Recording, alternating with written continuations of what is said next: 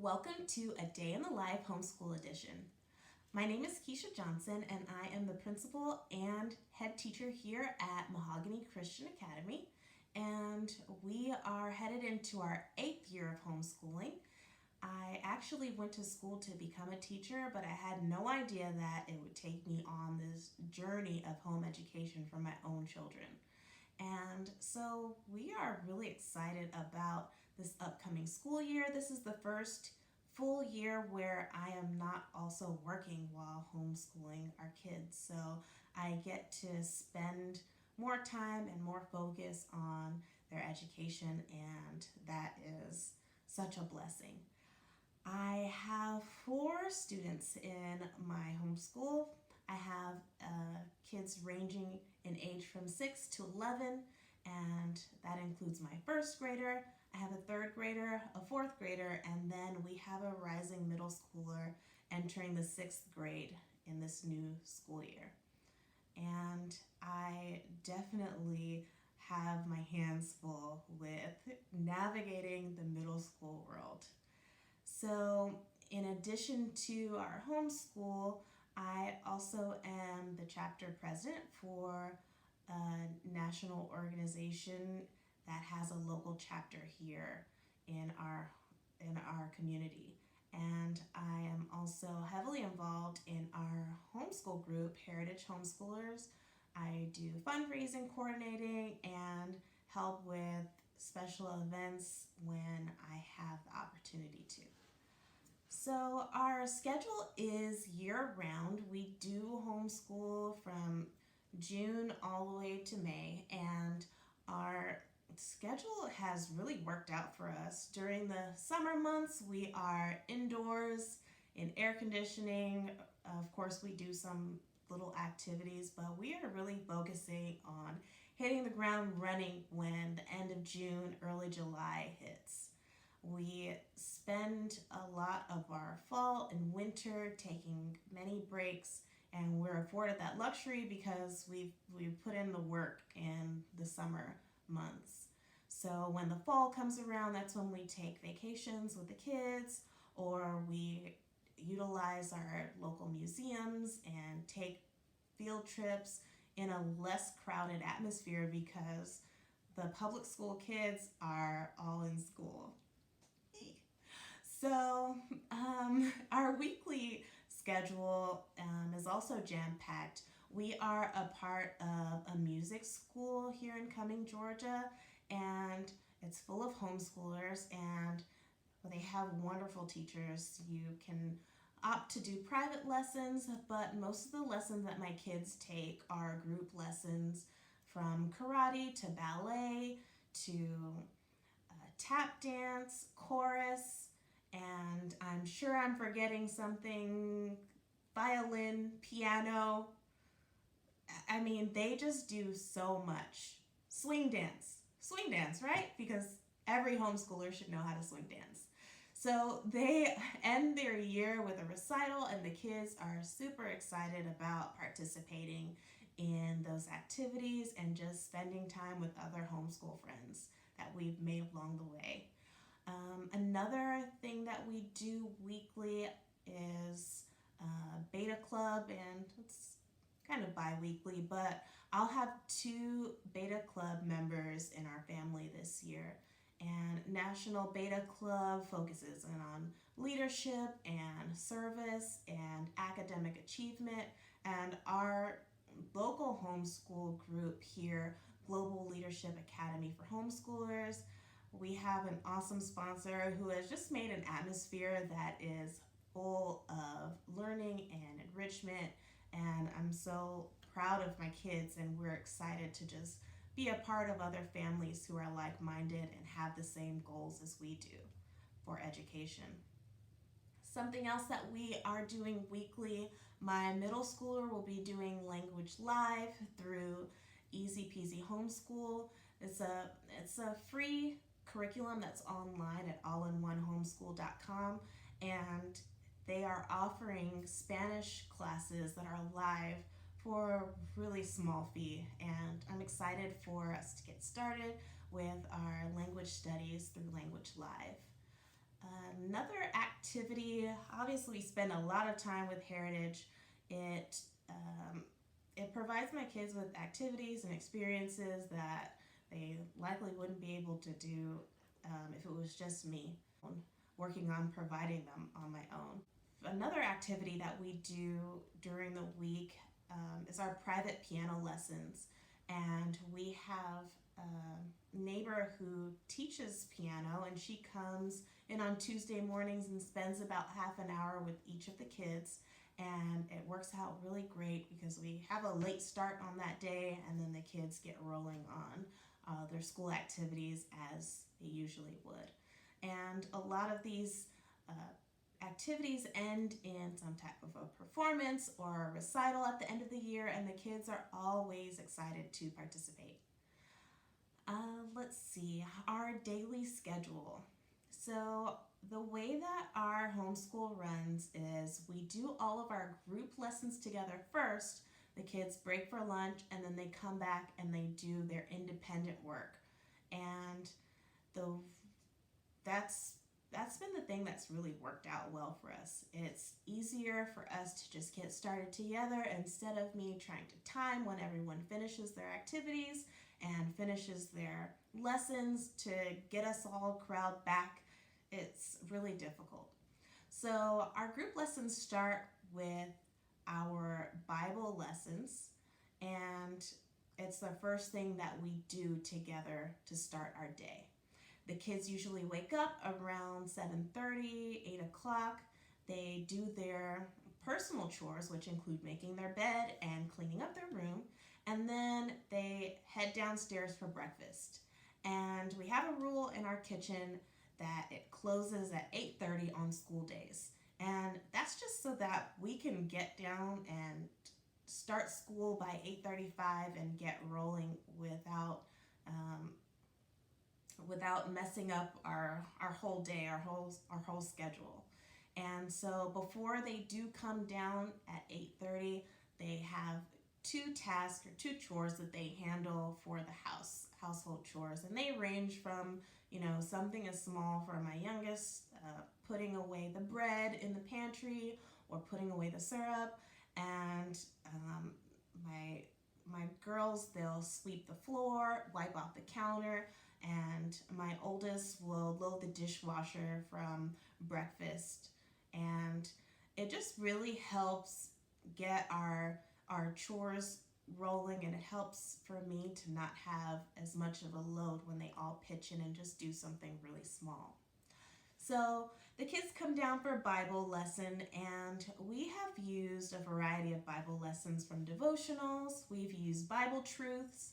We've used sticky situations, and they've all been great. But I'm most excited about what we've been using as of late, and that is the YouVersion app, the Bible app on my phone. And it's been great because they do something with the daily verse, and it's called an open story. And it would take me about 5 minutes to sit down and just read the open story. But once we start talking about it together as a family, it gets a lot more exciting. And listening to the kids' take on these Bible verses and their ideas about life application is really fun for me, and it's fun for them. And so what would normally be a 5-minute reading turns into a 20-minute lesson. And I love for them to learn Bible stories and follow some of the things that I've seen in the curriculum that I've used in the past. But nothing beats just them having a real understanding and being able to apply what they are learning or what they're reading to their lives. And Open Story has done that for us through a short devotional and a short video, and it's been really fun. So after we are finished with our Bible lesson, we head right into history. And for history, we are using Mystery of History. And it's a really great curriculum. It does involve some Bible lessons, but each day the kids get a new lesson, and we do this one a little differently. I like to involve multiple learning styles in everything that we do because I have 4 kids who have different learning styles. So when we do Mystery of History, it is an audio version, and the kids are able to listen the first time. And for my older kids, we've been working on and practicing note-taking skills. There's a lot of great YouTube videos out there, and we've just been studying the best way to take notes. And so this is when they get to utilize the skills that they've learned, note-taking. And I will write keywords on the board for them, or sometimes I'll write fill-in-the-blank sentences, or sometimes I'll tell them to rely on their listening skills and add some of the main ideas that they hear in the audio version. And so because they're so short, between 6 to 8 minutes, I actually play it a second time. And during the second time, now they are listening in order to write.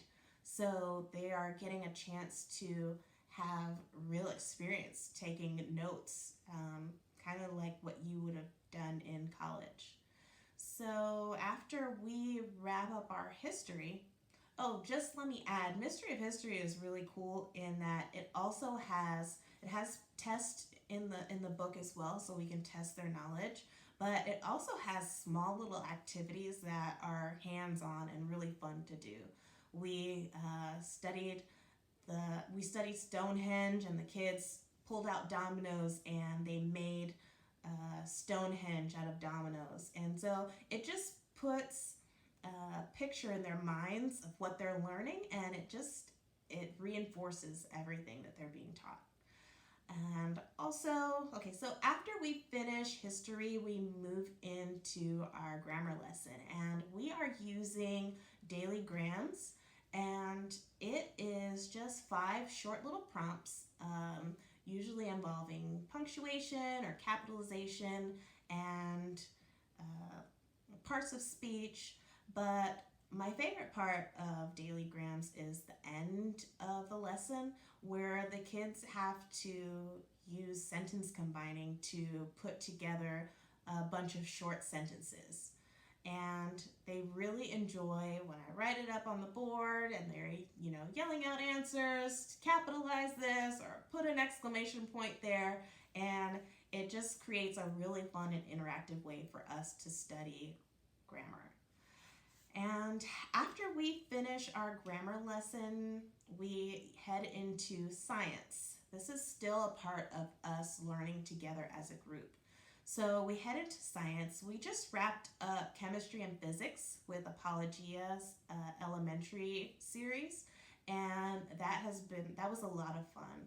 The way that I teach science, I like to read along in the book and draw at the same time. So if we're studying toucans, the kids get to see me draw a crazy picture of a toucan. But again, I'm imprinting things into their minds and helping them to remember what they've learned. Something else we do is there are a lot of experiments all throughout the lessons in the Apologia science books, and we stop and we get to do some of those experiments. This past year, we got a group together who all used the same science book, and we were able to do the labs and experiments together, and that was a lot of fun for my kids. So after we finish science, we move into a time of the day that I like to call our work preview. We're transitioning from our group and moving into our individual lesson, part of our lesson plan. And so this is the time where the kids pull out all of their books, and that would include their reading and their math books, the things that they're going to be working on independently, and they read the directions. And it gives them an opportunity to see what it is that they might need help with, new concepts that I might need to pull YouTube videos for or teach to them, or maybe have a short lecture or I write on the board to just give them enough to get them going for their assignments. And so after they are done previewing their work for the day, that's when they head up and have lunch. Sometimes I'll have a break when they look at their work for the preview and they're like, Mom, I got this. Don't worry about it. That might be a moment for me to sneak away and start preparing lunch. Sometimes the older kids will come up and they'll make lunch on their own, but they use that time, and I also pull up our YouTube videos and maybe things from the work preview that they've asked for help with or they needed some further explanation, and I play that while they're eating their lunch. After lunch, everyone heads back down. From that point, they kind of take over. They pull out their reader. They're able to use our day system. So all of our assignments are actually labeled by day. And so they'll just turn to the day that we're in and they will start reading. And we use Easy Peasy. It's allinonehomeschool.com. And I've actually decided to purchase the physical books so that the kids weren't staring at a computer screen reading all the time. And it's worked out really well. Each day has a question or something that they can answer, and then I've also created a little reading journal so that they can answer the questions that are in their reading assignments. We also use Easy Peasy All-in-One Homeschool for our language arts, and we also use it as a supplemental math curriculum. Let's see. Another great workbook that we have been using just for the past 2 years. We've been using Easy Peasy from the beginning, and it's been really beneficial for our family. Something else I'll say about Easy Peasy is any subject that you want to teach your kids, you can get it for free on allinonehomeschool.com. And it's a great resource for things like physical education. There's a curriculum tab for that. For drawing class, if your kids have an interest in something, you can look it up, and there's a computer curriculum. There is a modern art curriculum, and it's really just simple things that the kids can look through, and a lot of it they can do on their own. When you click on the links, it populates videos, and it's a really great free resource. When I was looking for something for writing, I really wanted something that was going to build up and create really great writers out of my kids. And I have seen such improvement in their writing skills in just the 2 years that we've been using the 180 Days of Writing.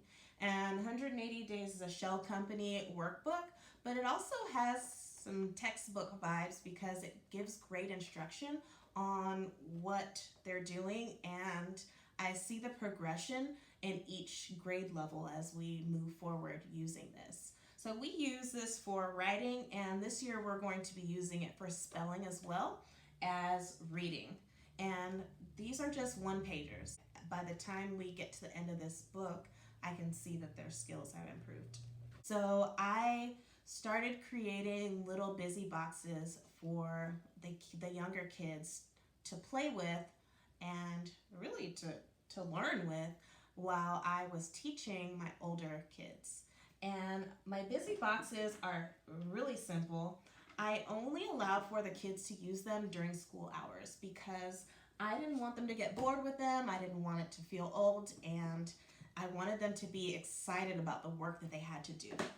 So I have a collection of these tiny little shoe boxes, and they vary from little small activities like, counting how many umbrellas are on the card, and I laminated them so that I could reuse them over and over again. And I have little links, small activities where they have to put together a link chain for fine motor skills, and and it's something so easy and so simple, but they feel so accomplished doing their work and using the busy boxes to accomplish these tasks. Yeah, these are simple things that I purchased at the dollar store or from Five Below, and I just put it in a box and it made it super special. So yeah, anything that you find, even puzzles, just Oriental Trading had a lot of great little things that I could put inside of a busy box, and it kept my kids busy for long periods of time. And when they got bored, I would just switch it out and give them a new box. So our favorite busy box was probably our magnets, and that was my favorite too. We had magnets with cars, magnets with animals, magnets with letters, and we had magnets to put together skeletons and body parts. And I just put a magnet board right underneath our whiteboard, and it was perfect because it's just where my little one wanted to be, right underneath me, and I could still stop and interact. Hey, can you find the letter B, and put it up on the board? It's just one of my favorite busy boxes for us to utilize during our school day. So as my kids grew out of the little busy boxes, I realized they still needed something to keep them going, and I guess they needed a big kid busy box. And what we came up with was to include selective electives in our curriculum. After they finished their schoolwork for the day, they were required to do a work review and just go through and follow their checklist and make sure that everything that they had on their task list was complete. And after they got the okay, they could head into the rest of our learning space outside of this classroom and work on anything that they want. We have Legos, we have paint, which we don't use anytime they want necessarily, but we have paint, small things that they could build, some robotics equipment, we have a sewing machine, there is interactive games for the iPad, Osmo. The list goes on and on. There are plenty of big kid busy opportunities, and they're still learning opportunities. There's still things that I would teach as a part of our curriculum. This year, the kids will be using allinonehomeschool.com to do an art lesson every week, and they'll do that together. And after reviewing it, they really can handle it on their own. I'm going to have my oldest teach a PE class, and so they'll be fulfilling their PE requirement using All-in-One Homeschool also. And we just have it's supposed to be a time from like 3 to 4 o'clock where they are spending time doing their electives after they've had a snack at the end of the school day, but they are in the basement and playing through, working for the majority of the afternoon and evening. I really have a hard time getting them to come upstairs because they just really love being in this learning environment. Our homeschool atmosphere is definitely a playful one. I love for the kids to just find moments where they can play but still learn something. And so I've had a lot of fun creating little things to just make that a reality. And I think that makes our homeschooling style really unique because we just do and follow their lead as to what they want to learn. And that's been really fun to create and see them flourish and grow in this environment. So I've talked about all of the curriculum that we use. I didn't mention African studies, which is something that we kind of explore through YouTube in the past.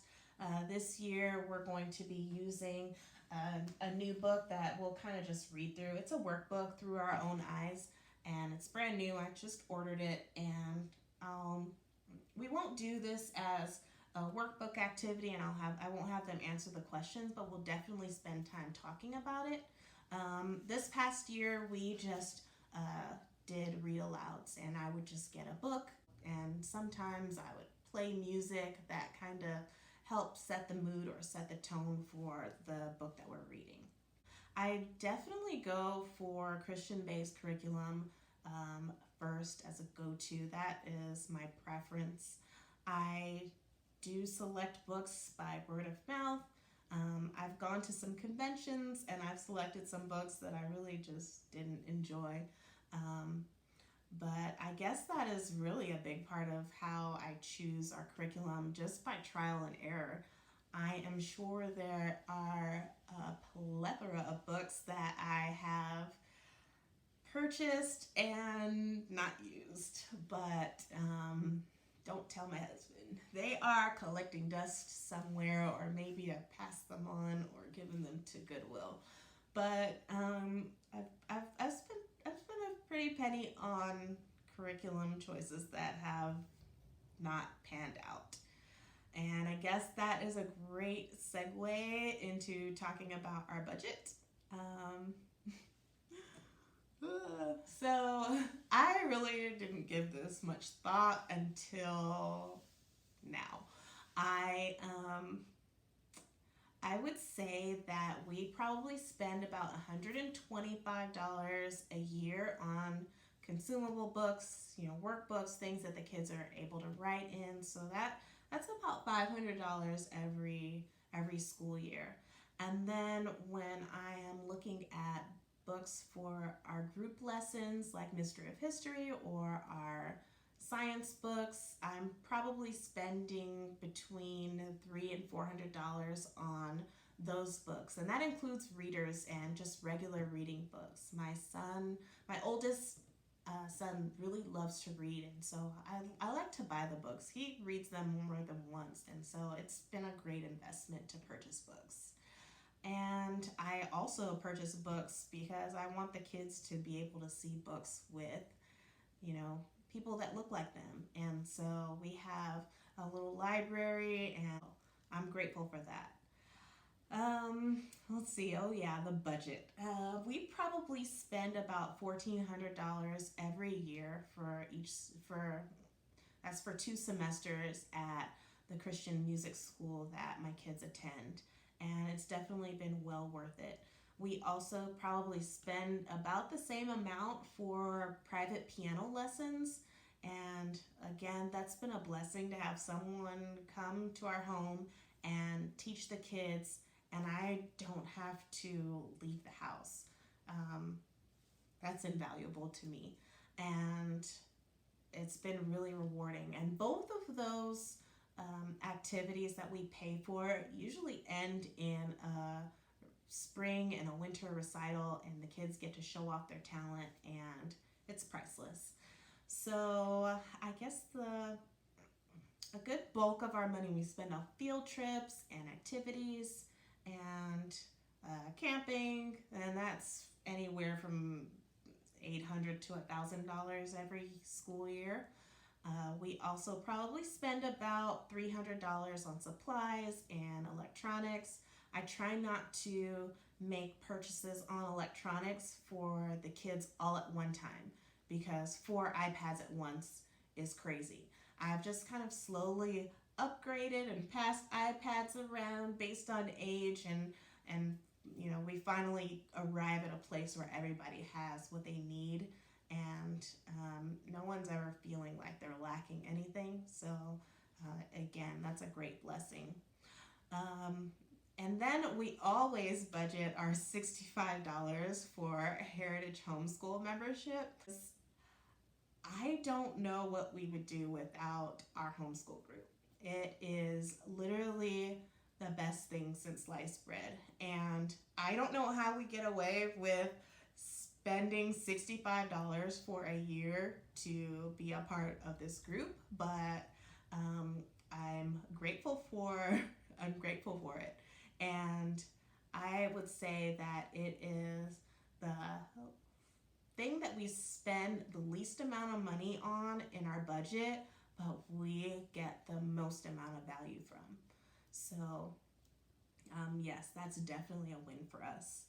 And places where we spend our money, definitely Facebook Marketplace. I have a habit of jumping on there quite frequently to see what kind of deals I can get. I was able to furnish our entire classroom on Facebook Marketplace, which was good for me and bad for my husband, because I'm always like, hey, can you come lift this thing? Can you come get these desks? They're closing this school down. Come and get these things.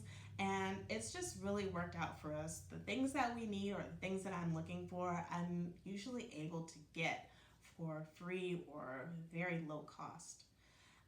We also utilize Amazon. Like I said, we opted to not use All-in-One Homeschool, the website, for a lot of the kids' assignments, but they do offer the curriculum on Amazon, and I'm able to buy the printed books, and that, I feel, saves the kids' eyes, and it makes us really mobile because the kids can pick up a book and, we jump in the car and head to our activity, but they're still able to take along with them the assignments that they have to complete. And yeah, I think that's a bulk of where I get everything from. Let's see. So, that was our budget. I am not going to add that up because I don't want to think about it. So, I guess we can talk about the biggest challenges that we have faced as homeschoolers, and I would say that it's really about our scheduling. It's been really difficult to get on a good schedule for us, just with anything involving leaving the house. And when we do spend a lot of time traveling, just kind of managing our homeschool day and, not losing one of those days to driving in the car. And I guess that would be our biggest challenge, and just going into the unknown and not knowing, what we're doing until we actually try it. And I guess that kind of mixes in with the things I wish I had known when we first started. I wish I knew what I was doing. So much trial and error, so much, just testing it out on the kids to see if it works. But the joy in that, and really some advice that I received, was if I don't like something, I can toss it to the side. And I have definitely utilized that. I bought curriculum at conventions and things that I thought were a great idea when I saw it, and then when I got it home and tried to use it with the kids, it just wasn't for us, and that's okay. And it's been a really good piece of advice to just know that if something is not working, I can change it. I have the power to do that. And something that I've also learned is just to make room to be flexible. The way our calendar is set up, I am able to go in and change the date on an item and move all the dates down. And now I have inserted the time that we need to do an activity or something that we wanted to do. And that's okay. So before I leave you, I guess I want to give you one piece of advice. Set up the beginning of your school year for success. And the way that we do that is we instill a level of school pride in the kids. And we spend the first 2 days of our homeschool taking school pictures and reviewing over all the things that they're going to learn and getting them excited about our school year. Our first year of homeschooling, we decided to name our school Mahogany Christian Academy, and we talk every year at the start of the year about what that means. And the kids really take that information to heart, And I think down the line, as they grow older, they'll look back and they'll say, you know, I was a part of a really unique experience that only my siblings and I were able to be a part of. And that was our homeschool. And I just hope and pray that we are, you know, we're cultivating an environment that is memorable and is really special to our kids. And I'm just blessed that I'm able to do it. And yeah, I think that's a day in the life in our homeschool. If you have any questions, I am more than willing to answer them. I will make sure that all of my resources and contact information is included in the description. And I'll also check back to read the comments and reply to them as needed. I hope you've enjoyed our little homeschool tour. And thank you for watching.